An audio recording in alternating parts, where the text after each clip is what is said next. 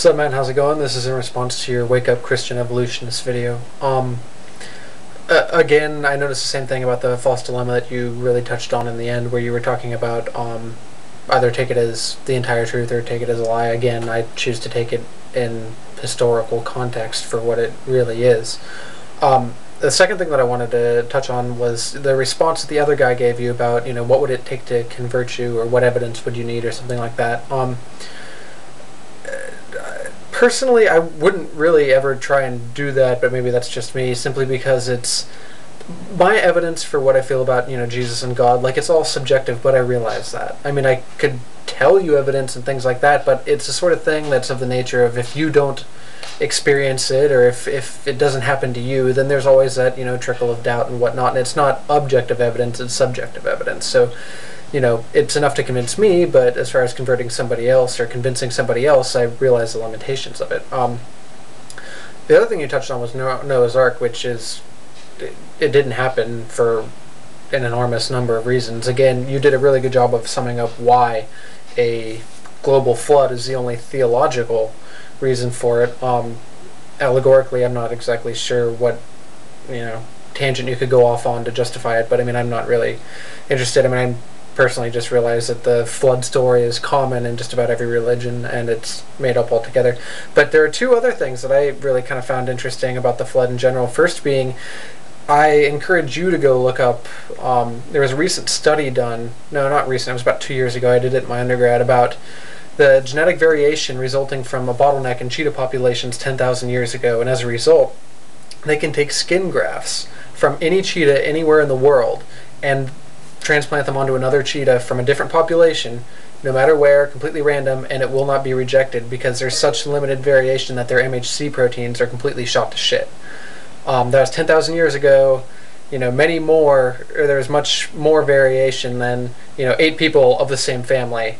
So here we've got a bottleneck, with much more, much longer ago, and we've got much less variation than what we see today. And the second thing was that a global flood would cause an ice age, in the sense of, think about what would happen to the Gulf Stream if the sea levels rose thousands of feet. It would completely shut down and completely obliterate the halocline with the or with the massive influx of fresh water.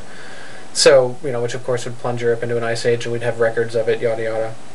That, and the third thing that I've always loved to point out is what would happen to all the marine fish and amphibians and whatnot that would completely be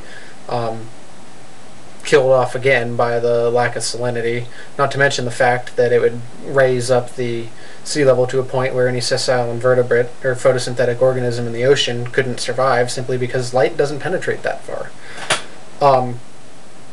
So, moving on, the other thing that you talked about is hips and whale evolution and things like that, and I encourage you to check out Ken Miller's video.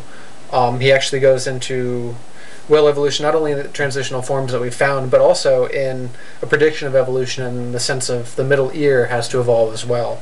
And he goes on, and sure enough, in each of the transitional fossils, you can see the ear evolving and adapting into, being conditioned for land hearing and then hearing underwater.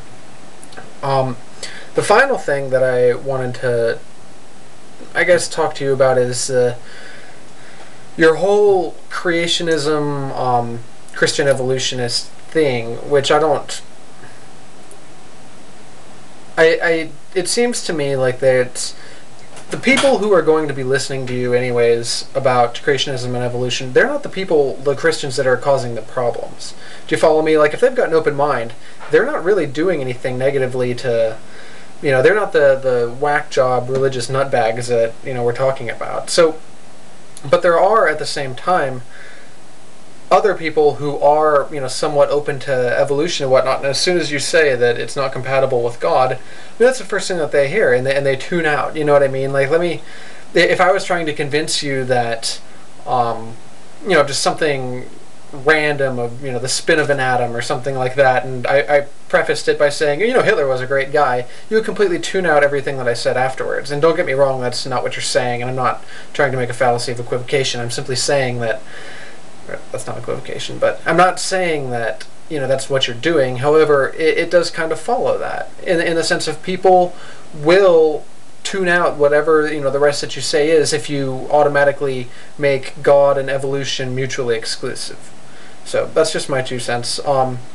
Good videos, by the way. Oh, the other thing, I've got a couple really good ones coming about answers in Genesis and evolution myths and Noah's Ark and shit like that too. So I'll keep you posted. But again, thanks for the video and have a good night.